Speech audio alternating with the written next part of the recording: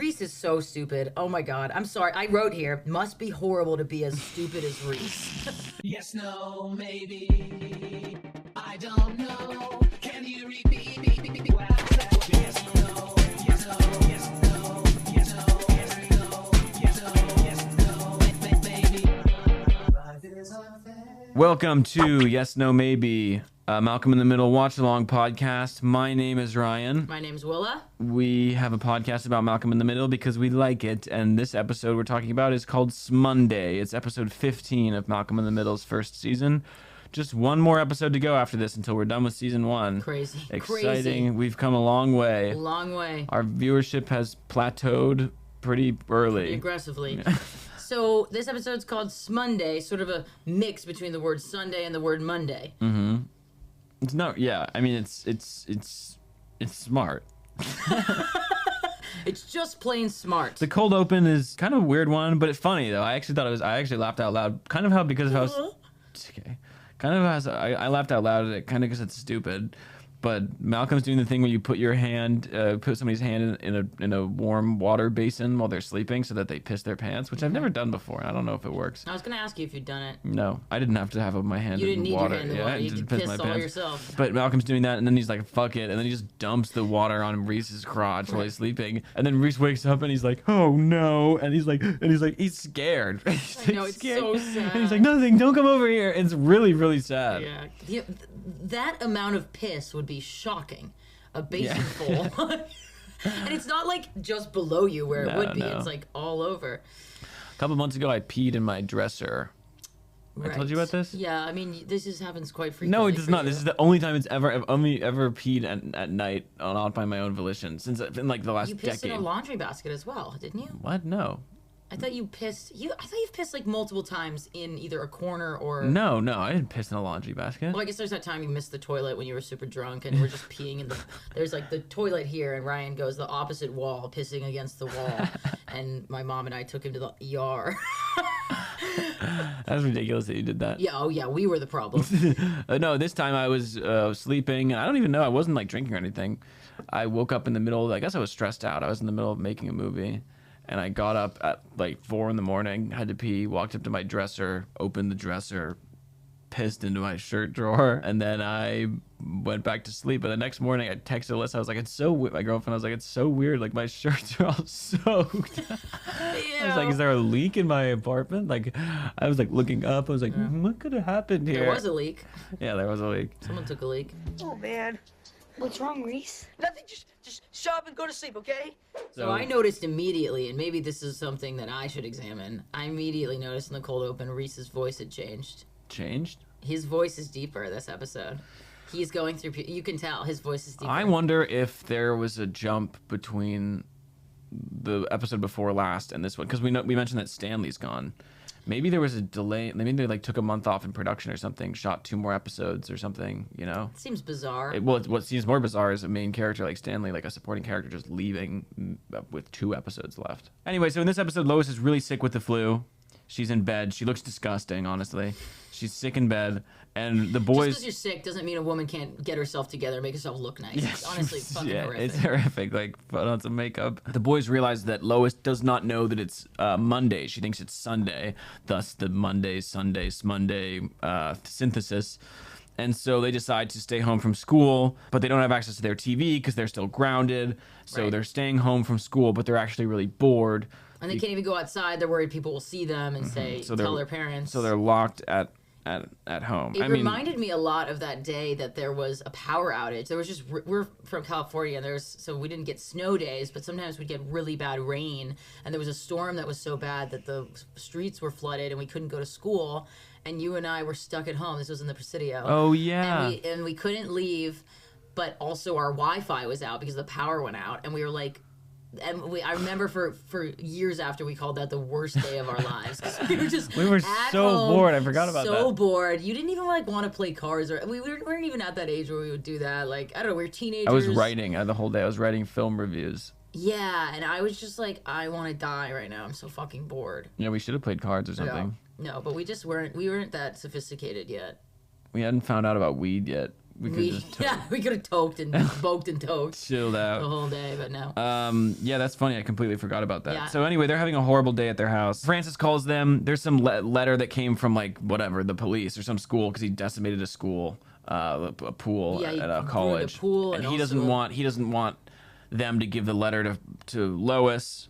And then meanwhile, Hal is thinking about buying a Porsche, and he's in the Porsche dealership, and he's trying to get convinced to buy a Porsche by this guy. Right. While he's slowly also getting sick with the flu, unbeknownst to everyone. So there's your three plots. But it becomes about Francis and the boys discussing who's at fault here, who should get blamed, who should get told on, because the whole impetus of the boys being grounded for the past 2 months was they traded Dewey's bike for watching this guy Circus, the freak, the guy, really scary man. It's scary.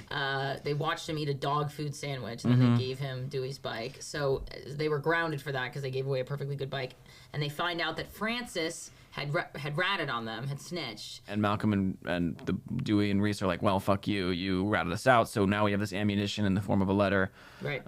that they're holding over his head. So it's sort of a triangle there. It's fun. I liked episode. it. I mean, I love when the boys are like reckoning with Francis, because they put him on such a pedestal, and seeing that Francis has flaws too, and it's a very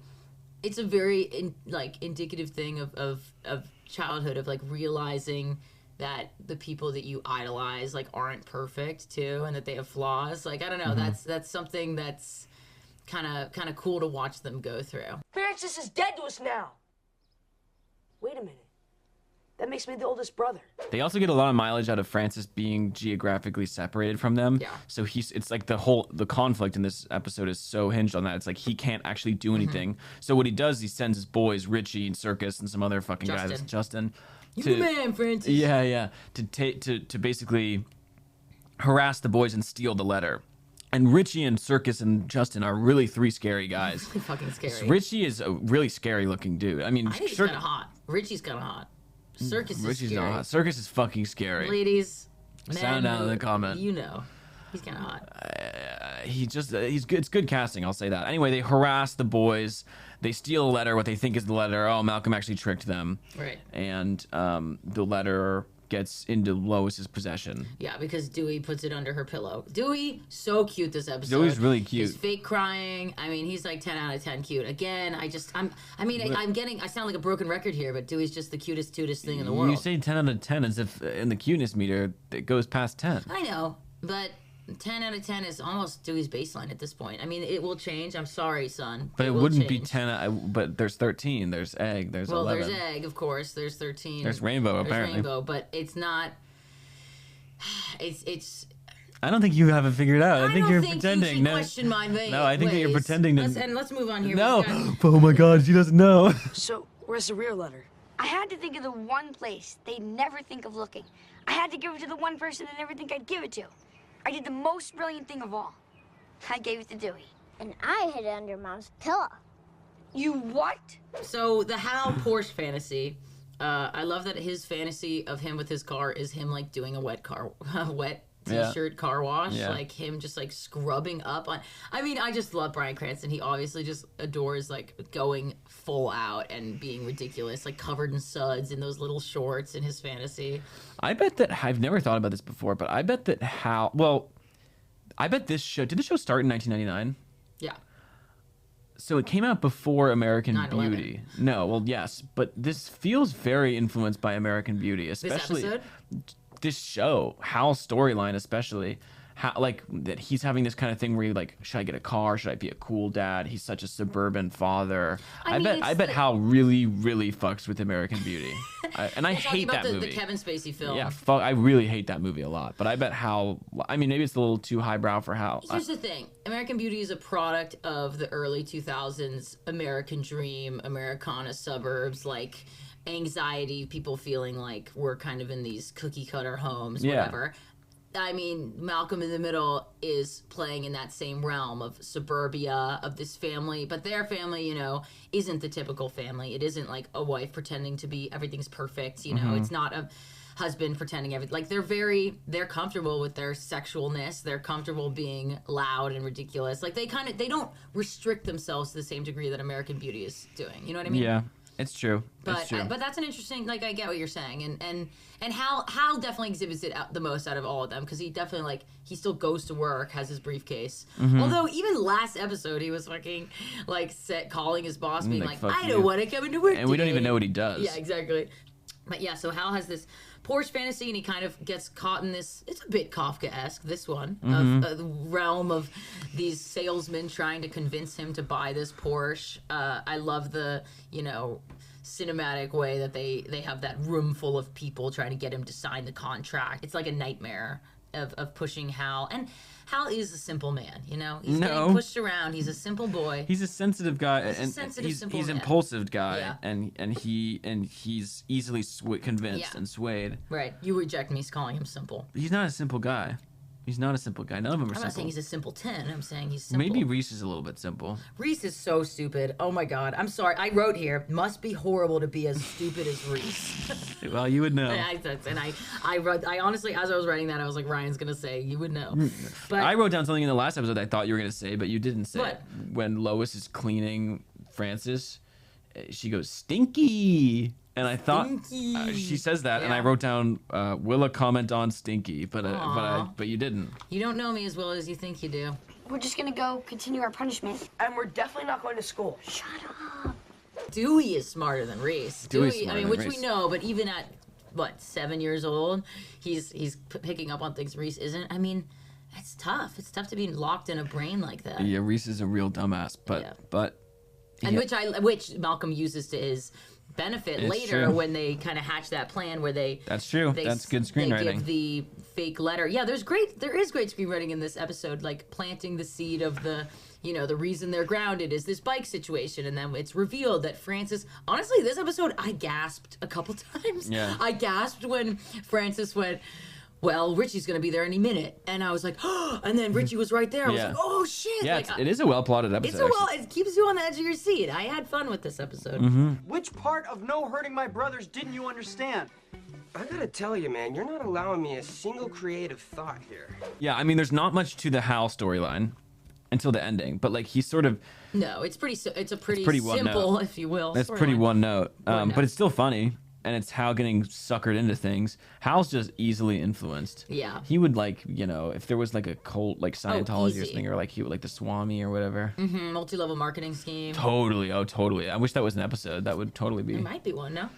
No, There's no. There's an episode where he gets recruited by the CIA or whatever. Yeah, that's a Such good a great episode. I know. Yeah. I saw the thumbnail for this episode, and I was hoping it was that one, but Right. it comes a lot later. I know. I'm excited for. I really am excited for the coming seasons and seeing more of their school life and. I'm more... excited for Francis to go to his next. Even though I think he might peak with military school in terms of his plots, I like Otto and the farm. I like Otto. I think it challenges him. Laverna is not great. Remember when he's fishing in Alaska and he Yeah. has that woman that's his ruler? Yeah. She's not great. But that's where we meet Eric. Eric's fun. Eric's great. We're getting ahead of ourselves. yeah, but, yeah, alas. but Francis, it's true. You have to always have some sort of self-contained storyline separate from the boys. And there needs to be a Lois. There needs to be a figure that he's Archetype. railing against. Railing against. I mean, hey, he's And got that a was lot of mommy Stanley. issues. It was Stanley. Stanley railed him. till Railed he against ran away. him. Railed against the bed frame. All right. Nana has a fever. So they have this little loophole during the episode where they realize that Lois is telling the truth in her flu-like stupor. So, they're asking them all these questions. Where do you keep the Christmas presents? Blah, blah, blah. It reminded me of when Dad would be sleepy I when we wrote this watch down, too. movies. And he would, just kind of be in this semi-state of, pretending he's awake. So we'd ask him, what's going on in the movie? And he's like, yeah, they're going to get him. They're going to get the bad guy. He'd pretend he was watching very yeah, they're gonna go to the get the bad guy, and they gotta get there pretty quick. His eyes would be completely closed, but he would be shit nodding his head,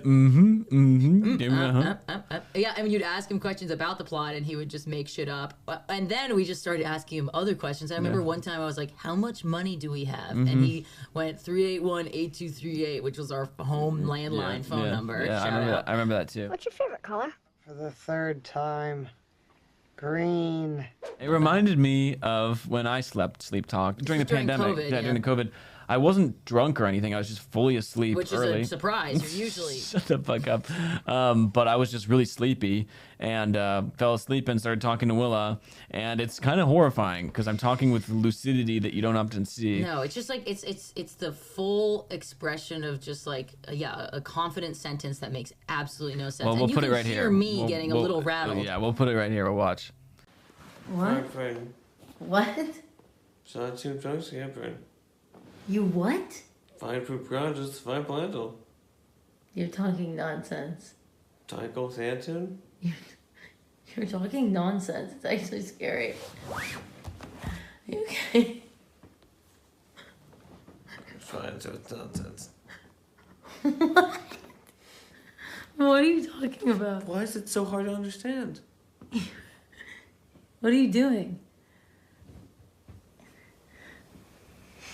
I don't understand.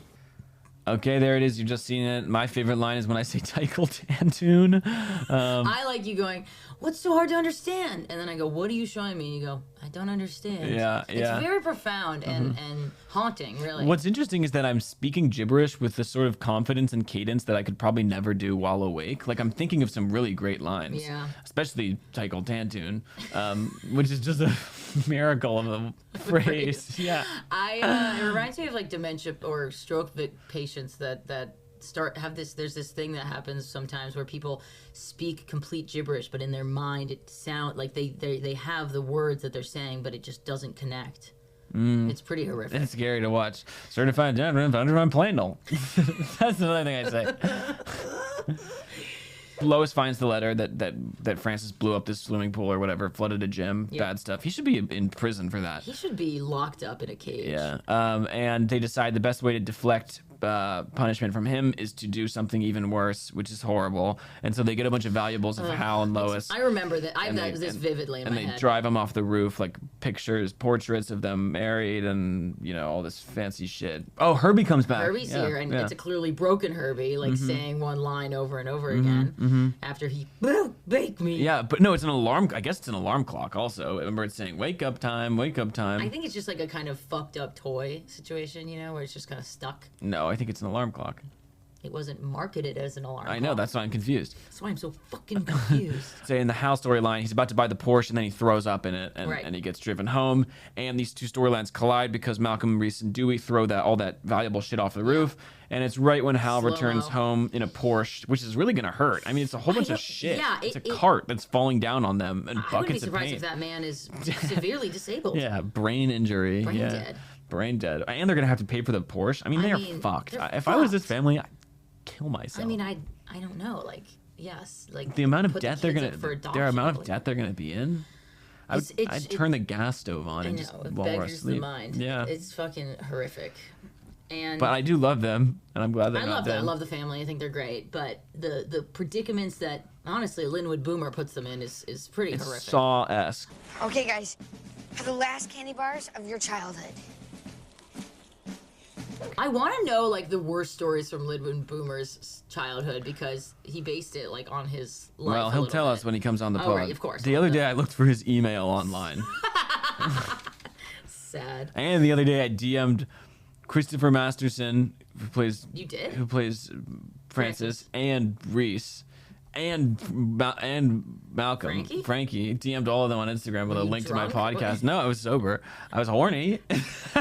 No, I DM'd them with a link to the podcast, saying, "Hey, love the stuff, like whatever. Listen to the podcast." Nobody's gotten back to me yet. Malcolm, really shocking. Frankie Muniz, it didn't even let me send it because he doesn't follow me, but he will. He will. Once he gets the message. Once I show up to his house. No, just Yes, kidding. I wouldn't do that. I wouldn't do that. No. So that's pretty much it for me, folks. I mean, there's another gay joke in here. I can't remember what it is. The car salesman. The car salesman has a and Hal sort of like, ugh. What the fuck? He kind of gives a little. He's like, oh, okay, and then you see he's like, He goes, "Ugh." blonde. Yeah, pretty blonde. It's just funny. Thought, hopefully, it was more of a Hal's like, oh, I said woman, and I shouldn't like. I don't want Hal to not like gay people. I don't want Hal to not like gay people. Yeah. I mean. Dewey's probably gay. I mean, they're religious. Why do you think Dewey's gay? Just because he's a little funky? Just because he is. I think. If any of the kids are gay, it's Francis. Maybe. I mean, yeah. Yeah, probably is. They're all a little gay. You know, it's natural. 4 boys. Mm-hmm. There's got to be one of them. Rolling the dice. Yeah. Anyway, that's the episode. It's episode 15. It's called Smunday. Smunday. It is a dream to get to stay home from school, but sometimes dreams ain't what you wish they were. That's the message here. That is folks. the message of the episode. Tune in next week for the goddamn season finale of season 1 of Yeah. Malcolm in the Middle. It's called Water Park. Yep. Yep. Yep. Great Classic episode, a little Yeah. trip episode. They're shooting outside. That is fun. Yeah. So it's the penultimate episode, I suppose. Mm-hmm. Which, you know, as a sitcom it's not like they're really building or setting anything up. They don't need to. Mm-hmm. It's But- usually just like the finale is just like something fun. Right. Like in season 4, it's a 2-parter episode. No. Where I think it's season 4, maybe it's 3, where they go to work, they go to Hal's work picnic. Oh yeah, that's a good one. I like the one when they go to Vegas. Remember when? What is it? Where they go on the like military, and one of them's in the military testing site. Yeah. That's a Remember good that episode where Reese? That's like the end of a season. As Reese joins the army. Oh Jesus. And he deserts. He goes to like Afghanistan. I mean, that's a good use for him. Mm-hmm. Yeah. Cannon him fodder. off. Yeah. All right, folks. Thanks for listening. Find us on TikTok and Instagram. Yes, no, maybe pod. Yep.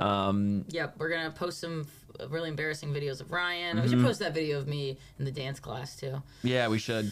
You know, constantly just selling our personal lives and our dignity for content, clicks, and views, which is kind of just the lot in life that we have. So And it's never gonna go away. And my no. boss listens to this show. My boss Which is humiliating. won't talk to me anymore.